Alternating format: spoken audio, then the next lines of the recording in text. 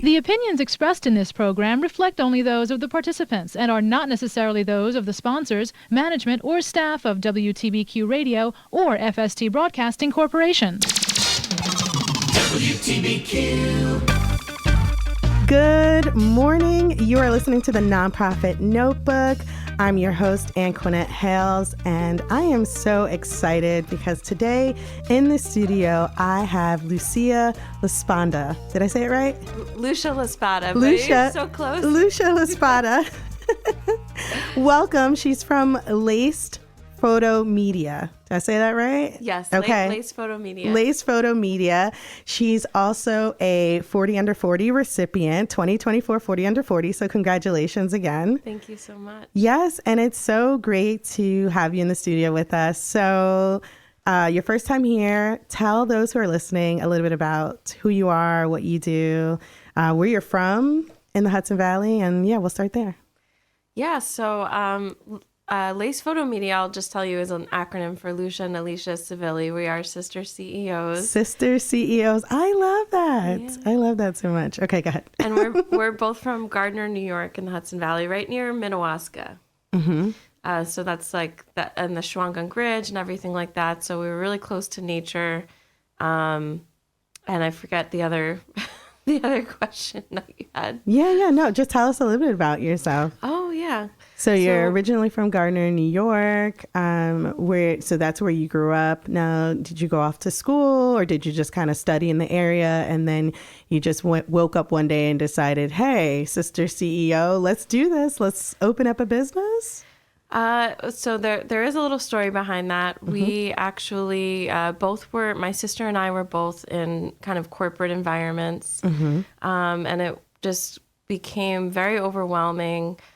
Classic where you feel overwhelmed, underpaid, that kind of situation. Absolutely. A lot of people listening can relate. Can relate to that. I think so too. And so when we both independently made the decision to leave, and my sister has lived all over the country because her husband is at a firm that has locations all over the country. Mm-hmm. So she had moved back for a little while and we went out for lunch and I shared what I was planning to do and she shared that she was planning to do the same. So we said, well, let's do it together.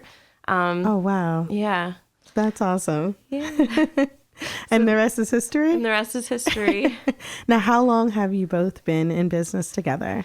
It's been a little over 7 years now. 7 years. Seven's a good number. It's a good number. It's a really good number. Okay. So you just decided one day, okay, we were going to make this leap into, and I love using the word leap. So we'll get into more about our leap for autism shortly. But you made this leap into starting your business. Now, for anyone listening, is it as easy as it looks? Because, starting a business or a small business owners, just seems to be very popular today. But I think a lot of people underestimate the challenges that one can face.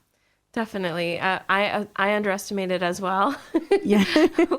So when we got into business, I think the mindset is that you'll already have the clients, you'll already have that income coming in, and that's not how it works. Mm-hmm, mm-hmm. And I was also a new mother at the time, and so it was a newly single mother as well. So it was very stressful, and I kind of I took the leap out of a moving vehicle. It felt like versus just a leap.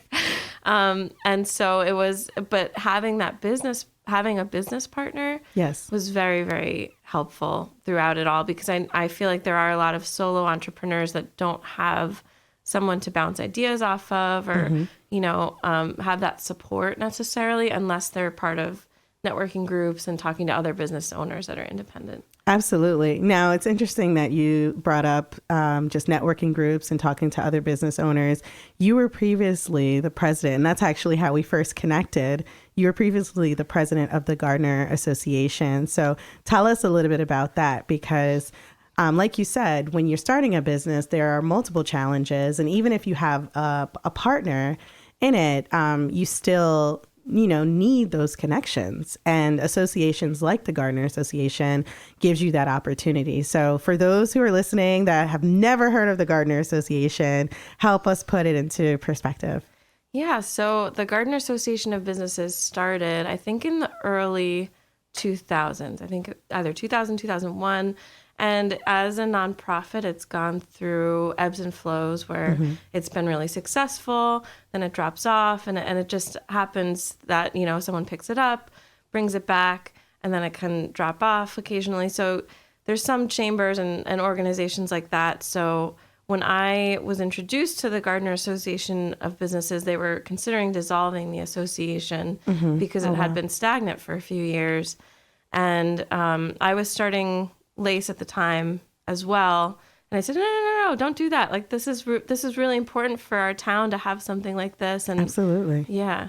So I took on the role of the president at that time, not knowing that I would be in that role for very much longer than I expected.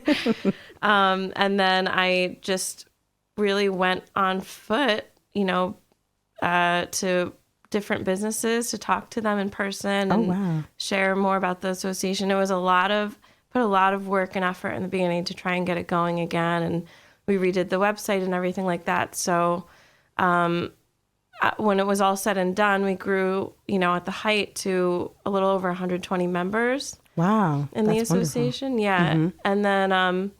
And then, like I said, we had some change in secretary and vice president and treasurer in those roles, and I stayed on until I couldn't, and I said, it's time for me to go. And we have some great new people in those roles now. Yes, I've had the pleasure of meeting the president, not in person but via email, similar to how we started our journey.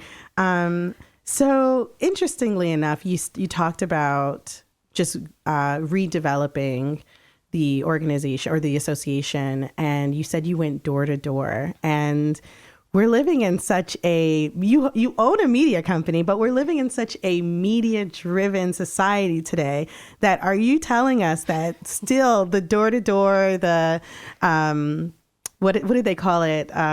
It's the old boots on the ground. Yeah. It still works. It's an effective way to gain support. I think so, definitely. And I think it's almost like because media is so in your face and popular, and you have that avenue, people are not used to being approached in person as much anymore. So it is interesting. It is in that way, it's an effective marketing tool. But this was also, I would say this was before the explosion. This was like 2017 or 2016 that I was doing this. So I feel like it was a little more common back then, maybe. Yeah, absolutely. But effective nonetheless. Yes. And you can look back and say, I had a hand. I left my mark in the association kind of being where it is today. So kudos to you for that.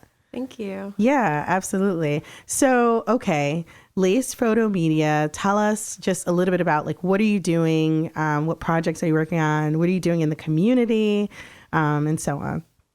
Yeah, so we're working on different types of projects. So we work with website design, social media, photography, and my background is in hospitality. So I really like working with hospitality-based businesses, restaurants, breweries, wineries, distilleries, bed and breakfast, things like that. And sometimes I'll get a taste of the food if I'm lucky. Yes, that's exciting. And we in our past we've worked on so many different projects with nonprofits.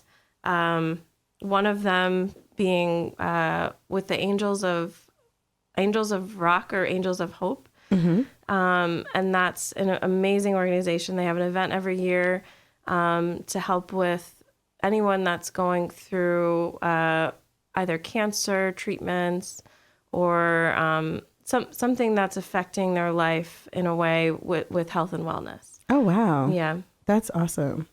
And I feel like your business is definitely needed. Like, although we're in a very media-driven society, there's still a really large pool of people, which I'm sure you are aware of, that have no idea what to do when it comes to things like websites development or design, social media, even Greystone. We just recently launched a new website, and our program coordinator, she's been learning the SEOs, just because, sometimes even if you pay someone to do these things, you still need to know a little bit about it to hold them accountable. Yes. And it's like a whole new position that she's embarked on, but she's doing a really great job. And so how important is it for people to just kind of like reach out and inquire about your business? Because again, if they don't know what they're doing, what does that look like? Sometimes people are afraid to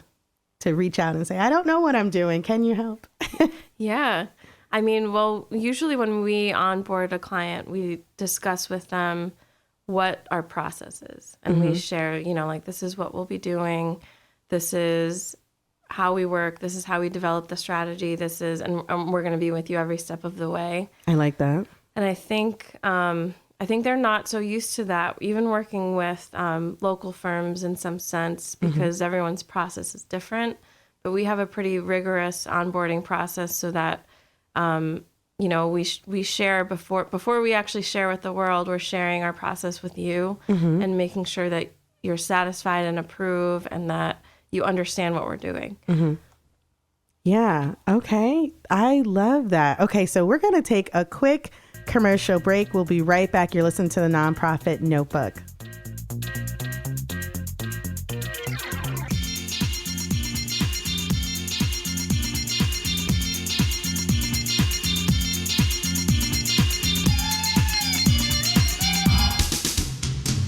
Greystone Programs is a nonprofit human services agency that provides essential services to more than 600 children, adults, and families living with autism and other developmental disabilities. Greystone Programs also provides residential support in a community environment with 17 homes in the Mid-Hudson Valley area. Greystone Programs offers exceptional care and support for a variety of programs and services. To get involved or for more information, visit greystoneprograms.org. Hey, I'm TJ. And I'm J-Bo. We're always doing a show for people. What about our animals, our pets? They need news too. That's why we have Luna's Animal Tales. In honor of my pet, Luna, we tell the biggest animal stories from around the world and back. It's on the next TJ show. WTBQ. And we are back. If you're just tuning in, you're listening to the Nonprofit Notebook. I'm your host, Anquinette Hayles, Advancement Consultant for Greystone Programs. And sitting with us in the studio today is Lucia. Lucia. I don't know why I want to say Lucia. Oh my gosh. Okay, Lucia from Laced Photo Media. I'm so sorry. I don't know why it's ingrained now that I want to say it that way. But we're in the studio today. We're talking about all things small business. We're talking about all things media. Before we went to the commercial break, we were just talking about just your work and how personal you are with each client. You spoke a little bit about the Angels of Hope initiative, and what I love about it is it's not just about the job that you do, but it's also initiatives that you can take on. So like if an organization is not necessarily looking for maybe a social media manager, but they need some additional help with a particular event, it sounds like you all can help with like media and getting the word out there. So do I have that correct? We helped them with photography. Oh, photography. And it was a great experience. I mean, they put the event so well together. The contact that I connected with is Alexis Mills, and I know she does a lot of work in different nonprofits and just fantastic work. Yeah, absolutely. Now, how important is photos to the overall media journey when you talk about website and social? So important, because you can have a website that's laid out really nicely, and then if you have photos that don't look professional, then it's going to put a damper on the design. And then the same thing for your social media. I mean, I think that people have a general understanding that the feed needs to look aesthetically pleasing. And if you're struggling with the photos and the content and the quality of photos, then people will see that when they come to your profile and be less likely to hit that follow button, which is very important. Yeah, interesting. So you're saying if like an organization's listening or a small business is listening, they should definitely take a second look at their profile, because that ultimately leads to how often people will hit the follow button. Yes. That's interesting. And what does it mean to be aesthetically pleasing? Does that vary from person to person, or would you say there's like a generalization for that? I would say there's a generalization. You don't want, when you're looking at the feed, I mean, I'm referring to Instagram right now because there's many different social media channels. But when you land on an Instagram profile, when you come to it, you're looking at colors, you're looking at content, you're looking at graphics. And so often you'll see a profile where the graphics are all over the place. It doesn't necessarily match the branding of the business. And then you'll have different level of quality photos, and some of those photos might be really busy. All of them might be really busy. So really you want something that's clean for the eye to look at and that's engaging. Okay. Because once you have that follower, that's your follower. You're not paying a magazine, for instance, for their following. That's your following that you can do what you like with. Absolutely. Yeah. Oh, interesting. Okay, so we got to make sure it's clean, concise, okay, and that it is a great representation of the brand. So if someone's listening and they're like, okay, let me look at my Instagram right now as they're listening to this programming, and they're like, it doesn't do any of what she's talking about, how can they reach out to your company just to even get a consultation? Because I'm sure you do those. Like maybe you'll go to their feed, their website, and kind of tell them, this is my thoughts. This is how you can improve it. This is how we can help you improve it. So how does that work? Yeah. Usually, in inquiries from our website, so lacephotomedia.com, it's exactly as it phonetically sounds. Yep, it is. And then they can reach out to us from there, and they can also give us a call. All of our information's right on our website. So right on the website. So you heard it here first. So if you, again, have taken a look at your Instagram, your Twitter, your Facebook, even your organization or your small business website, and you're saying to yourself, we could use an upgrade or a facelift, you definitely want to reach out to Lace Photo Media for a consultation, because I've seen your work and it looks really great. And I remember when we were seeking out the Gardiner Association for Businesses, and I went to the website, I was like, this is clean. It's like straight to the point. It's beautiful. And you upgraded their website, correct? Yes. Yeah. So, that was one of the things that stood out to me. I knew where everything was. It wasn't hard to find information. It wasn't hard to find the contact. And all of that's important, right? When you are a business owner or you are running a nonprofit, you have to make sure the information is correct, right? Yes. And you do want it to be simple enough that people can navigate easily, because if they land on a page and it might look really beautiful, but complex and complicated, the user instinct is to just click away from the site and just say, I'm not going to deal with this. So interesting. And it only takes less than half a second for them to have that impression. Less than half a second. Yeah. So are you saying that if a person goes to the website and they can't find what they need, it's only a half a second before they're like, I'm exiting out, and they're going to do something else? It's only half a second before they have that first impression. So maybe it'll take a little more time before they decide to exit.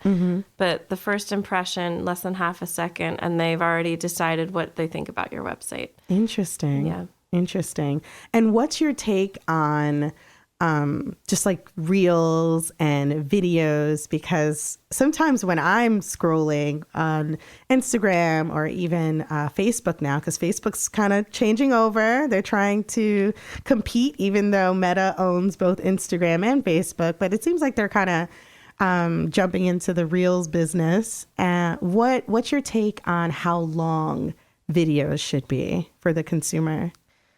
So there's two different thought processes. There are videos where, people will make them shorter than you think they're supposed to be. So then they get watched again and again because you're confused that the video almost cut off. Okay. there's a That's a perspective I've never heard before. There's a strategy there. Those videos are usually like between 5 and 10 seconds, and they will get those views because people are confused. There's also videos where they're more of I would say the general rule of thumb is 30 seconds or less. 30 seconds or less. Okay. You will find that attention spans have changed, and even 30 seconds is a little bit of a long threshold. However, if people find the content interesting, and especially if you have captions, because a lot of people will either pull their phone out at work or they'll pull it out in a place where they don't want to have to turn up the volume. Could be a subway ride or things like that. So it's really, really important, even accessibility wise, for people that don't have the option with the volume, so that everyone can be able to enjoy the video and understand what's happening there. Wow, that's an interesting perspective actually two interesting perspectives that I've never considered. So I'm sure listeners also are like, interesting. The captions. And yeah, when you talk about just including everyone, that makes sense that you would want sound, you'd want, color, lots of pretty colors if it's something that you're trying to captivate the attention of the viewers, and then a caption that makes sense. And I feel like I've encountered a video or two where I was like, wait, did I miss something? Or it's like, wait till the end, and the end comes and you're like, wait, what happened? What happened here? I don't think I'm seeing what I was supposed to see. Or was that supposed to be the outcome? But they got me to watch the entire 7-second or 30-second reel, and I didn't get the desired outcome that I wanted. And then now I want to leave a comment. And I guess that's the way that's the marketing tactic. I want to leave a comment about how disappointed I was that I didn't see the outcome. So, okay. Interesting. Yeah. I've also seen users or influencers, I should say, pin a negative comment. I have seen that as well. It's like, she did terrible on these highlights. And then you watch the video and you're like, oh my God, those highlights are wonderful. And it's like, where's the salon? I've definitely seen those videos. Yeah. and that's just a way to kind of trick the algorithm, because they're expecting users that are either in her following to defend her, or users that just came across the video to say, I don't think so. I think this looked good. Yes. Oh, interesting. Okay. So a lot of tricks, a lot of tips. You definitely, if you're listening, you want to tap in with Lace Photo Media. So as we kind of wrap up, one of the things that really sparked my attention, and I invited you on the programming, was because we have our 8th annual Leap for Autism coming up. And as I was sitting and I was chatting with you, you were like, oh yeah, and by the way, I've definitely taken the leap before. And I was like, what? That's awesome. So tell us a little bit, as we come to a close, tell us about that experience. It was an amazing experience. It's the only time I've skydived. Yes. And Greystone Programs reached out to Gardiner Association of Businesses because they take the leap at Skydive the Ranch, which is right in Gardiner, New York. Yes, it is. And when I learned about the initiative, we were trying to get teams together and things like that. And I said, I think I'm gonna take the leap myself and maybe encourage others in the association to take the leap. Otherwise, I never would have gone skydiving in my life. Yes. Well, we're so happy that you did, and we're going to wrap it up here, but stay tuned, because we're going to put your story on the Greystone website. So if you've tuned in today, you want to hear more about the experience of skydiving for a cause, you definitely want to tap in with greystoneprograms.org. Thank you so much for coming on.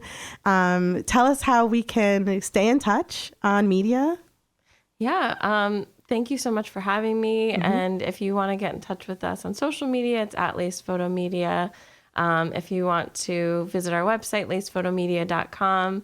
And if you want to give me a call, I may not get back to you so quickly. I'm on my way to have a baby, but 845-337-9987. That's awesome. And we're going to put all of the contact information in our social posts as well as on our website. Thank you again. You're listening to the Nonprofit Notebook. That's our time.